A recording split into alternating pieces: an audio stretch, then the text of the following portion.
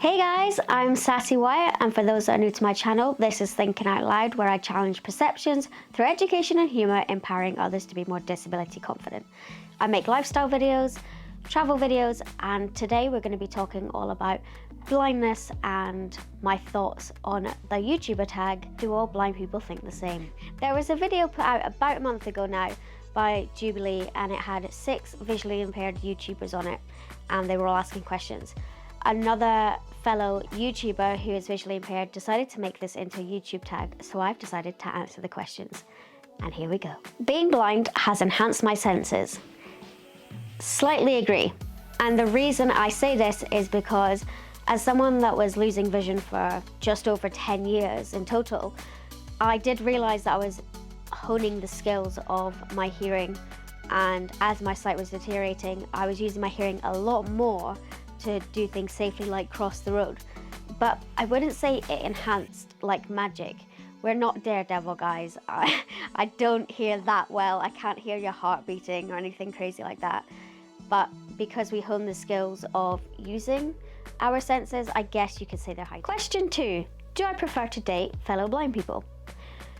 I would say I disagree.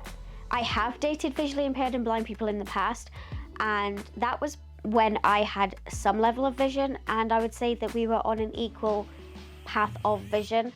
I've never dated someone that was totally blind when I had some vision, but everyone's different.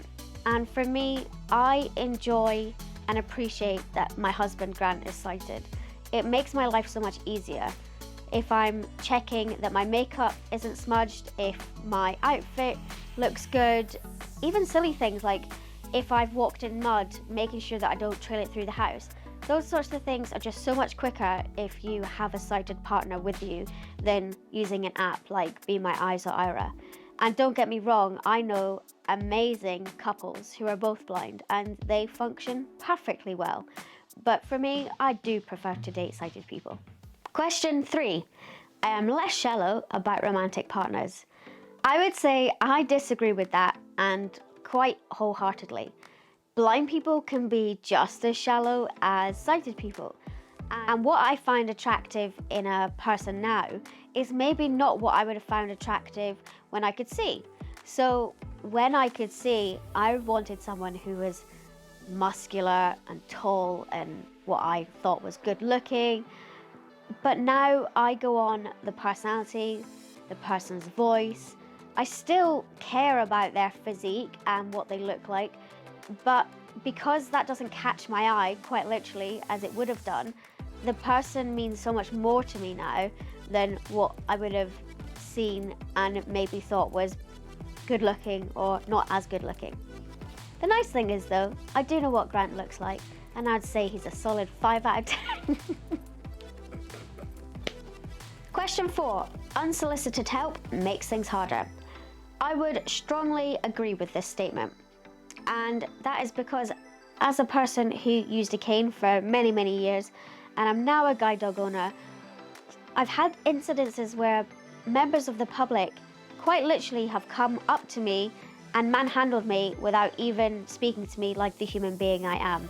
They think they know where I'm going. They assume that they are more superior than me and that I have no idea of what I'm doing, and will quite literally take over my entire body and my autonomy. And I don't think that's okay. I think the world definitely needs to know a lot more about speaking to disabled people as humans, because at the end of the day, we are human. But unless we ask for your advice or unless we ask for your support, we actually don't need it. Question 5, the city I live in is easily accessible for me. I somewhat agree. And the reason I say this is because I'm blind because of arthritis. That is a chronic pain condition. And I was also a wheelchair user for 8 years. And as a wheelchair user in my city of London, 80% of the tube is actually not accessible to wheelchair users. My guide dog Ida isn't escalator trained, so a lot of the ways that I would get around quickly would be by using the escalators, but I have to take the stairs or I have to use the elevators, which is a roundabout way of saying I have to go the long way around anyway. I'm very lucky that In London especially, you know, my guide dog, being my aide, they're very aware that she's allowed on public transport, so black cabs are easy, but I tend to use buses or tubes and they're all audio described so I know where I'm going and I can also ask for assistance. So in that regard, I really do think that London is an accessible city for blind people, but I just wanted to explain that my disability isn't just blindness and to take into consideration that London isn't as accessible as it should be. Question 6. I'm offended when blind is used as a descriptive characteristic. Strongly disagree. And if any of you know me and are following me for more than just this video, you'll know exactly why. I use the word blind and blind girl in all of my things because I want you to know that I am blind. I want you to know that my blindness is a part of me just the way that my size is, just the way that my hair color is. I use blind because A, it perfectly describes me. I've been registered blind since the age of 14. But more than anything else, I want to change the narrative and the negative connotations around the word blind. Not everyone who is blind has total vision loss and sees nothing. I actually have light perception, which on the scale of seeing things is technically classed as seeing. I personally see it as not useful, but that is me. But blind definitely describes me. I feel empowered by that word because if you come across my channel, you will know I'm blind straight away because it'll be in my title, it'll be in my tags, it'll even be the way that other people describe me. Lots of people now know me as Blind Girl Adventures. Most other people know me as a blind girl that travels. So if I was to be offended by that, I'd literally be offended by exactly who I am and my brand, and that is not what I am. Question 7, being blind has affected my mental health. I strongly agree. As someone that has lived with depression for many years due to my sight loss, it's classed as situational depression, then yes, I couldn't agree more with this statement. Blind people are 3 times more likely to live with mental health issues, and I believe personally that it's to do with the medical versus the social model of disability. So to put that in context, the medical model of disability suggests that the disabled person needs to be fixed because they are broken. Whether they need medical intervention, support of somehow that means that their body that they're in is broken and somehow needs to be repaired.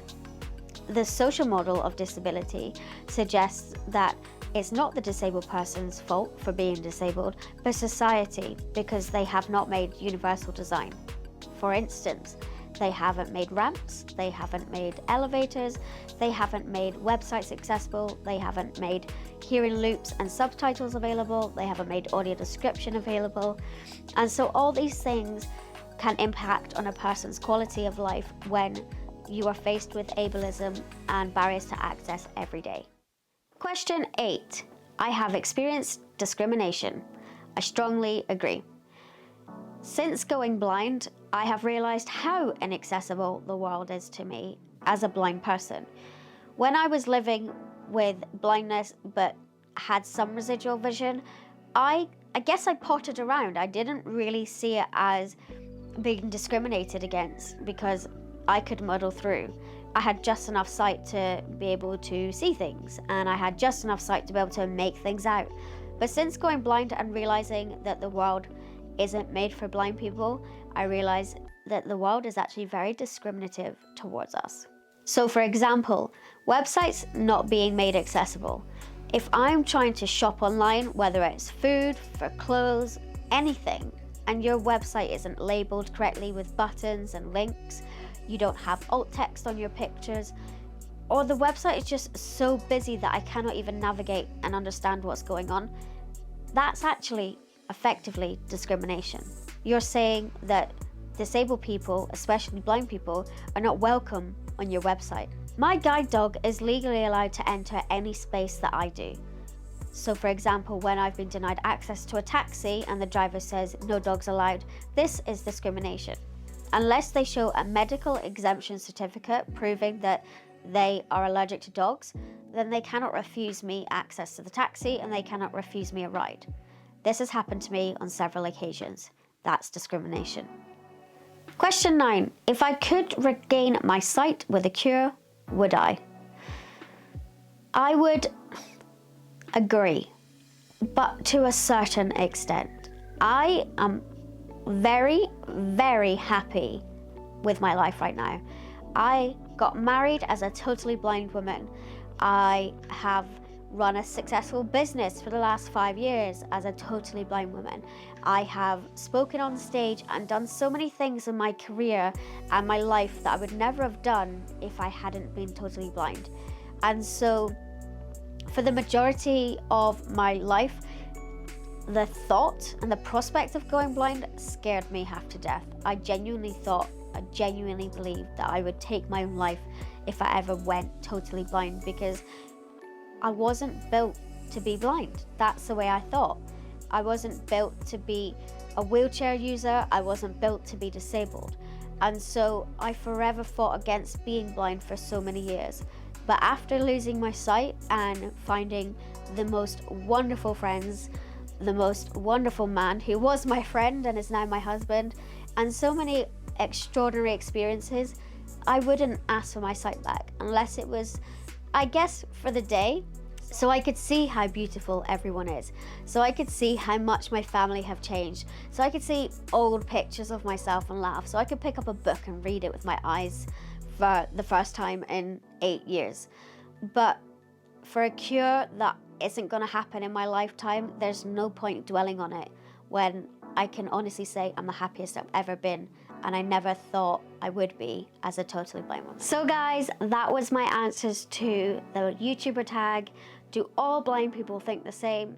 And I can tell you right now that all the blind people that I've ever met, we don't all think the same. We may have some common experiences, we may have some common situations, but we never think the same. So I'm gonna pass this on, and hopefully my other YouTuber friends will answer these questions.